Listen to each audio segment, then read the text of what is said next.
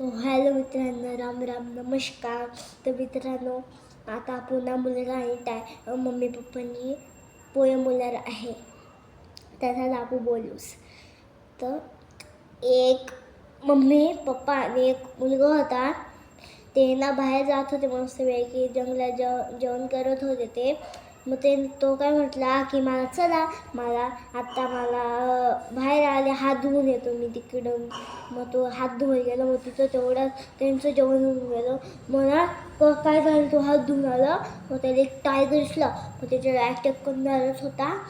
मग त्याचे मम्मी पप्पाने त्याला ते बघितलं.